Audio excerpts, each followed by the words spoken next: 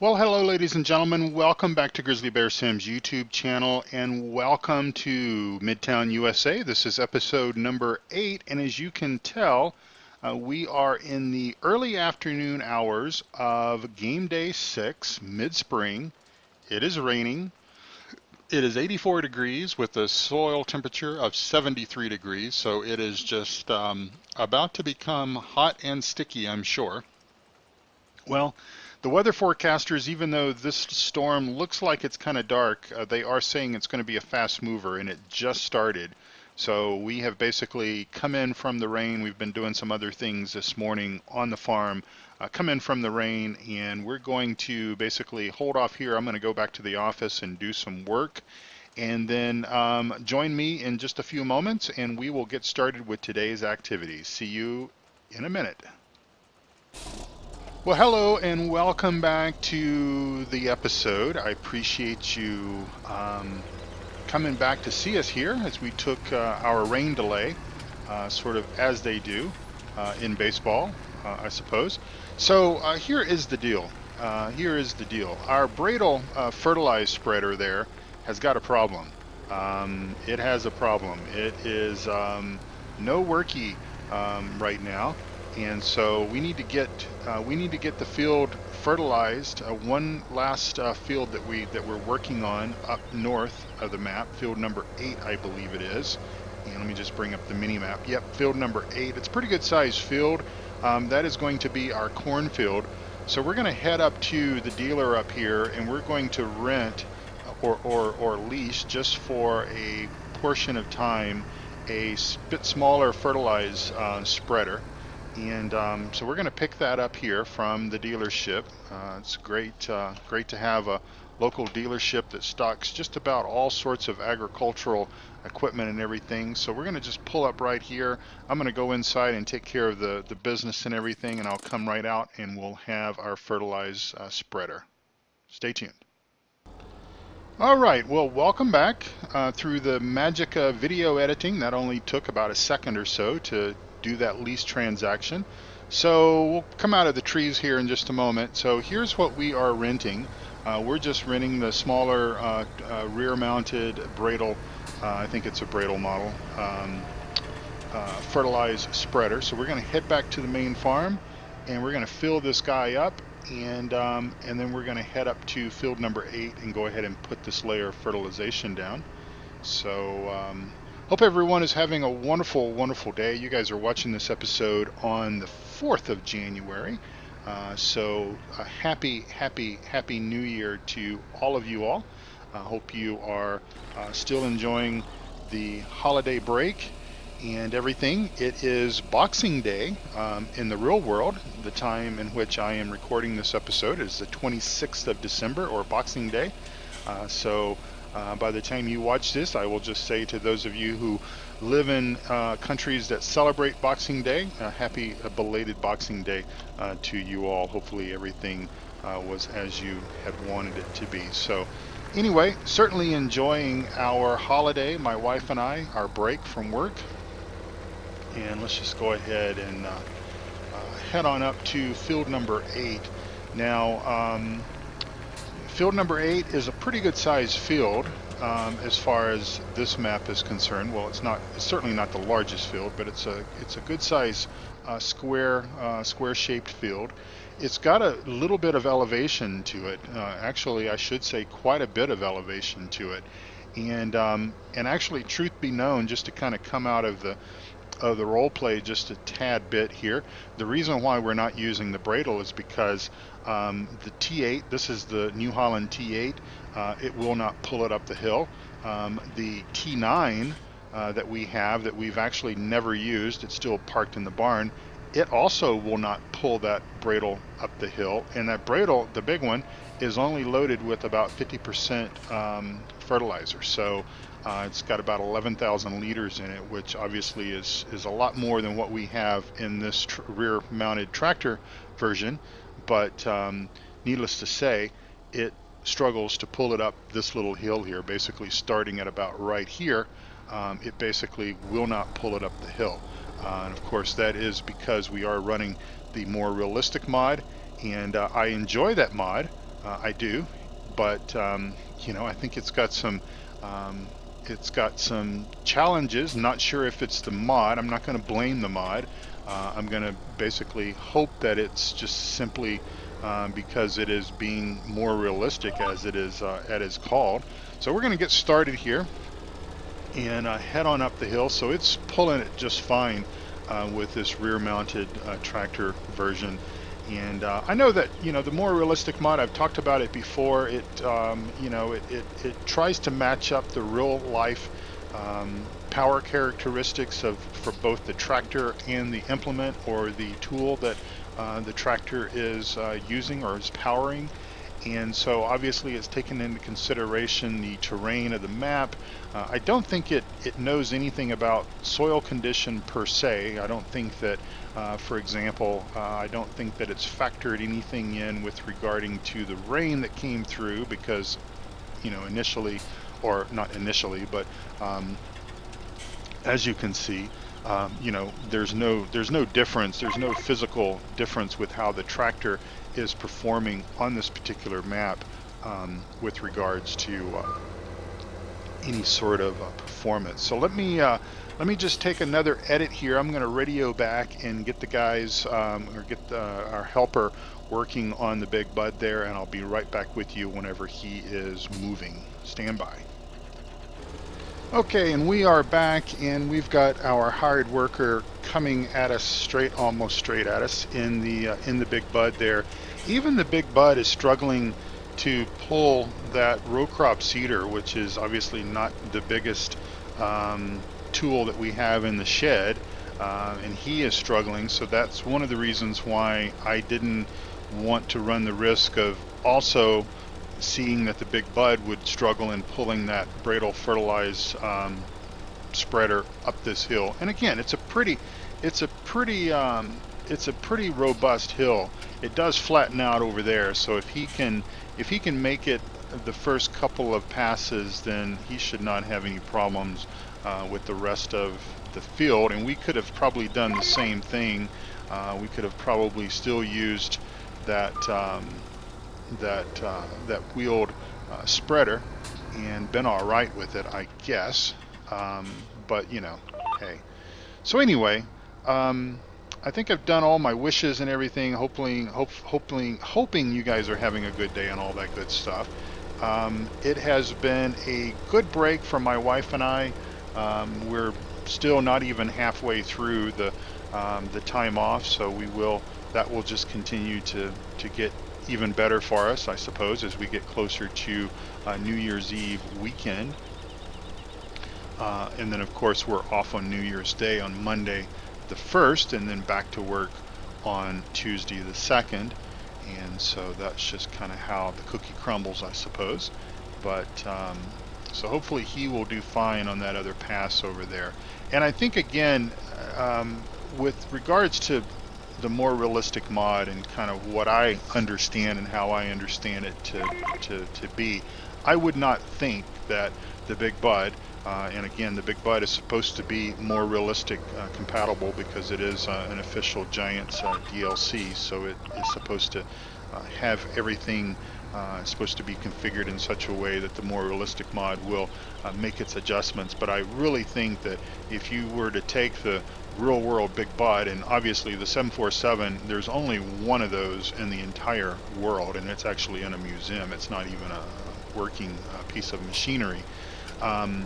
But I'm pretty sure it would not even have a problem coming up that hill. It would probably even be able to do it just idling, I would almost think, because again, it's a massive, powerful machine. And so I think that, you know, some of these mods that try to change the behaviors, and again, the more realistic mod is what we're using, and it's come a long way. I will say that. I mean, from when I tried it on Lawfolds and really kind of struggled with using it, and I think a lot of it was just the simple fact that, you know, I wasn't used to it. I was kind of just used to either the default equipment or the modded equipment, and however that equipment sort of handled on the fields and everything. But wanted to give it a try, and I'm pretty much committed to trying to, you know, leave it enabled on this map for as much as possible, at least until it becomes such a drain to my resources. And when I say resources, I mean my ability to be able to tell a story and put something together. Because again, if the big bud struggles to pull that row crop seeder up the hill as it sort of does, then more realistic is not it's not behaving in the way that I think it's designed to behave. Again, I could be completely off the plot as far as my understanding of what the more realistic mod is and what it's supposed to do and all that stuff, but again, I think I've got the basic understanding of what it is supposed to do. But you know, at the end of the day, those of us that produce content for YouTube, we enjoy telling a story. We enjoy putting activities together for you all to watch, and I try to pay very careful attention to not duplicating myself. In other words, not having every single episode be using the exact same piece of equipment or the exact same task. I mean, certainly not that. So hang on just one second. Got to get the screenshot. So not having it be the same equipment and all that kind of stuff. I do try to keep some variety in my episodes and whatnot. And so obviously it is a challenge, because I want to use some of these more realistic things, the more realistic mod being the main topic of discussion right now. But needless to say, if it's going to cause a problem for me in being able to tell my story and being able to do the tasks that I want to do on the farm, on our maps and everything, then something has to go. And so, short of actually deactivating the mod for this episode, just so that I could effectively use a tractor that should be powerful enough to pull that large fertilize spreader, I went ahead and adapted our storyline to better accommodate the mod. And so that's what we're doing and why we're doing that. But anyway, yeah, we'll get the big bradle fixed. Back to the storyline, we'll get the big bradle fixed, and it'll be ready to go for getting fertilizer put down. Because obviously, you know, we're in spring right now. We have a major task ahead of us that's coming up in the very near future, and that is when that wheat comes in. When the wheat comes in, we will need to basically be able to get the wheat off the field, get the straw off the field, and then get the field turned back around to plant soybeans. So that is our plan. We're hoping, fingers crossed, that we have good weather and plenty of moisture, and we have had. I mean, we've had a couple of days of rain already this spring. If we take a look at the forecast, the last day of spring is rain, and the first 2 game days of summer, which are just around the corner, are coming into play. There is rain also. So hopefully by midsummer, what we can see, the weather forecast is only the 4th game day of summer. So hopefully in game day 4, maybe 5. Again, we're playing with 9 game days per season, but hopefully within that time frame, we will be able to start bringing that wheat in, and that'll be an awesome thing for sure, to be able to do that and basically be able to turn those fields around that way and get soybeans on them. And then of course we'll have our full complements of crops to then harvest once again, or our full fields to harvest again, because if we can get each of our wheat or barley fields turned around, get the wheat off of them, get the barley off of them, get the straw off of them, and then get them fertilized, cultivated, all that good stuff, get the soybeans in the ground, Then we're going to be coming around to the time that we start talking about our corn coming in, our sunflowers coming in, our canola coming in, and probably the canola will come in before the corn and the sunflowers will, because obviously we planted the canola a little earlier than we did those other crops. So all fun times ahead, I'm sure. All right, 229 liters. We might have enough to make this pass, and then we will have to go back to the main farm and get some more fertilizer. But that's not a problem. We can certainly do that. We've got plenty of time because he is moving much slower than we are, obviously. All in the plan. So I probably want to backtrack on something that I had pointed out and mentioned, many episodes ago, probably like in episode 1 or 2 or 3 time frame. Actually, we might be able to get some fertilizer over here at farmland. We'll go back to the main farm. But anyway, in previous episodes, maybe like I said, episode 1 or 2 or something like that, I had pointed out the fact that we had a game day that was 101 degrees, and I thought that was a bit odd because again it was in early spring that we were having that sort of temperature, and I'm very pleased about this geo in there, but I would think that, and I don't know what temperatures we're going to see in game days 5 and 6 and 7, 8 and 9 of summer, because we can only see up to game day 4, but hopefully we will have some warmer, hotter temperatures within that time frame. And I don't really know how the geos work, and whether it's sort of a set thing that regardless of how many times you start the map, if the weather patterns are always going to be the same. Again, I don't know how any of that works. I suppose you could test it, create a new game save, and see if you get the same sort of weather patterns and temperatures. Now, I do know that there are some differences in the sense that, and I don't know with this particular geo, but in just using the Seasons mod, because remember back on when we were doing the original challenge back on the Goldcrest Valley map that Old Guy Farmer had created, myself and let's see, we'll leave it right there because we don't have to go. We can't get out there, but we'll go around. You might remember that, like myself, Farmer Klein, some of the others that were playing the map were getting differing weather patterns and everything. So I guess there's some code in there that does change things up just a little bit. But yeah, so one of the viewers pointed out or made a comment about the 101 degree day in early spring, and that would definitely be rare. That would be and I had made a comment about something about this geo is pretty accurate or whatever.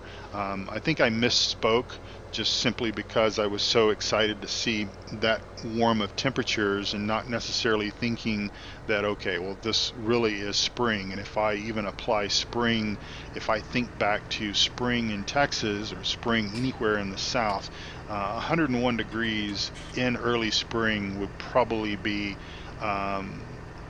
it's possible, I suppose, because anything is possible, but it would be quite rare to have that happen. So these temperatures, again, we're still in spring, so game day 8, that is late spring, 93, that's a possibility, and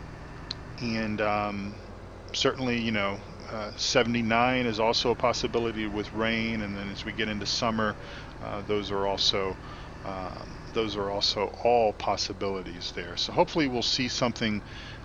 I'd love to see some 99 to 100 degree temperature days in the summer.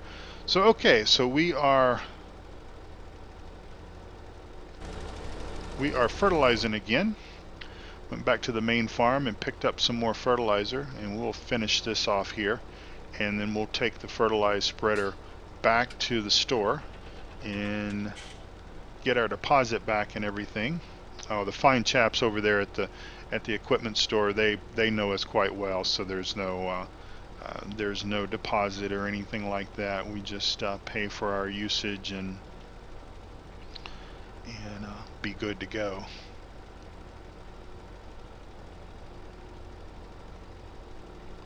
Been spending a little bit more time on Farmer's Dynasty, and again, sort of some of the things that I have seen, I'm enjoying about the game. Some of the differences, some of the things that we can do. The grind is very much real. It's grinding through all the levels. I've got all the equipment that actually, as of this point in time, I've harvested both of my fields that you get as part of the map. One of them is canola and the other one is wheat.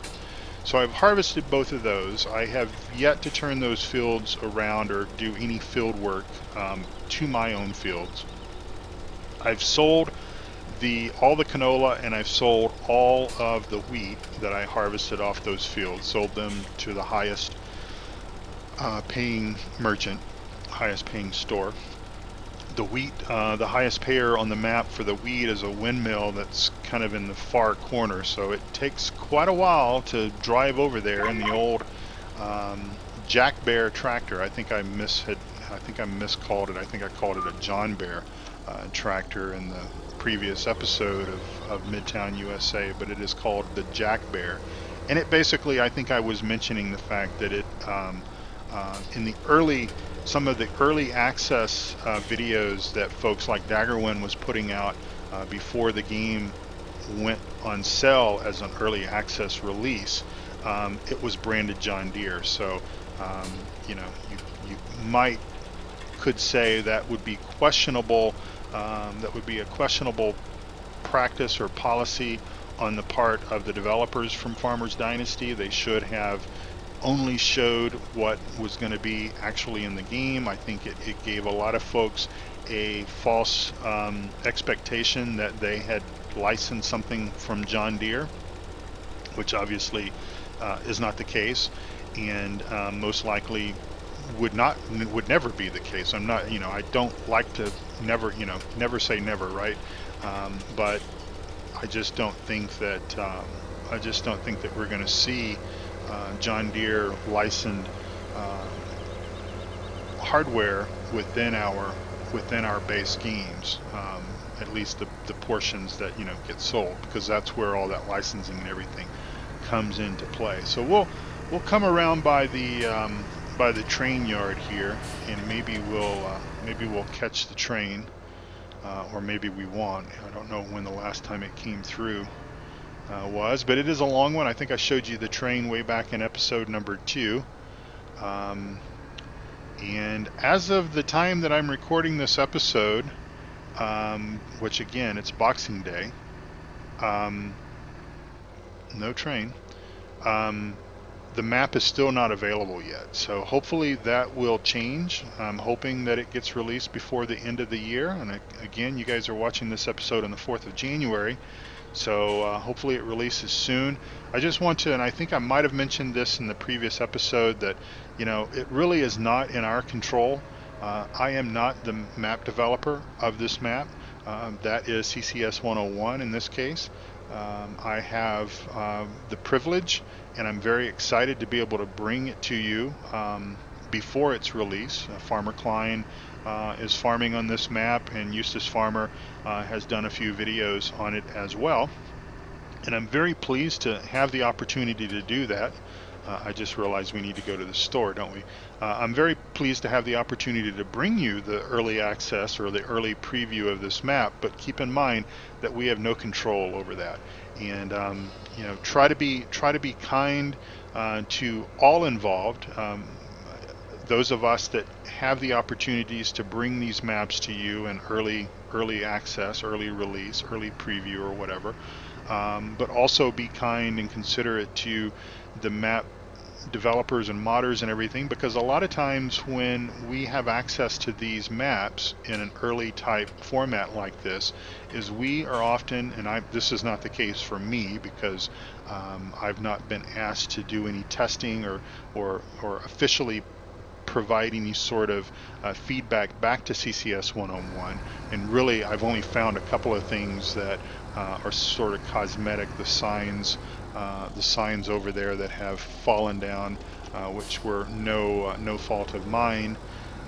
That's really the only thing that I have found that is a problem. But in a lot of cases, like for example, when Daggerwin or Landy Kid or one of those guys are basically previewing a map for, say, Oxygen David or Bullet Bill, somebody like that, you know, we don't know, they don't know, and I say we, royal we, because I'm sort of doing the same thing with this map, is we don't know what and when things are going to release. We don't know all of the, like for example, with a map that is coming out on the Giants Mod Hub, so like when Daggerwin or Landy Kid are previewing a map that from Bullet Bill or Oxygen David, and it's going to be going on the Giants Mod Hub, there are times where the Giants kicks the map back to the developer and says there's a problem, there's something you need to fix. That takes time for them to do that, and then they've got to put it back in the queuing process for Giants to review again. That takes time, and so I don't know what's holding this map up. I believe that he was still tweaking a few things that is going to be in the full release of this map, but I don't know all the details behind that, and so it'll be out when it gets out. That's really the best. That's really the best thing that I can say. That's the best advice that I can give you, is that it'll be out when it gets out. All right, well, ladies and gentlemen, we are, this is going to be a little bit shorter video because my timer says it's 30 minutes, but I do know I have a couple of minutes of footage to edit out, just some of the setup stuff that we've done. But I wanted to thank you for watching this series on Midtown USA. It's been a wonderful pleasure to play this map, and I'm really looking forward to getting into summer. I'm looking forward to trying to get the wheat and the barley off of our fields. If we just bring up well, let's bring up the other view here because it's easier to see.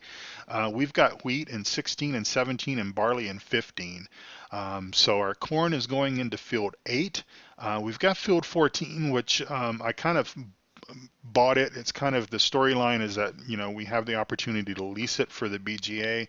I don't know if we'll do that because I don't know if we'll do the BGA. But in any event, we've got canola in 10 and 11. We've got grass on 12. Our grass down here is ready to cut, so most likely when we come back together for episode number 9, we will be mowing grass, because I wanted to take advantage of, for one, we can't do it today because we're in a wet crop situation. But if I look at tomorrow is full sun, so we should be able to mow and tedder and rake and bale tomorrow, because we got to do that all in the same game day. It may be multiple episodes, maybe at least 2 episodes, but we do basically need to get our hay in. We're okay on silage, so we're okay on the grass. But we do need hay, and obviously we're going to need straw, but we should have enough straw to get until our wheat comes in, and then obviously we're going to have more straw than we know what to do with, most likely, and we may even, with 3 fields of wheat, or 2 fields of wheat, 1 field of barley, we may not even need to bale all this. So we'll kind of see how much we get off 16. And we may bale 16, and we may consider baling 15 since they're straight fields, and then not worry about 17, or at least, or maybe pick it up and send it to sell it, or send it to the compost machine, which we haven't really done on this map. But anyway, thank you all so much for watching. I do appreciate it. I am going to spend a little bit of time playing Farmers Dynasty, and I will bring you updates on that as I kind of go through the process and everything of that wonderful game. And you know, it's just kind of my private fun. I'm enjoying just playing that game at my own pace and not having to worry about sticking to any kind of a storyline or keeping things from getting too mundane and everything for you all to watch. So thank you again for watching. God bless you all. Take good care of yourselves. Hope your 2018, or at least the first 4 days of 2018, have been wonderful for you. I will see you again tomorrow, the 5th of January, for Thornton Farm episode number 17. And then we'll resume our schedule next week. And thanks again for watching. God bless you all. Bye-bye.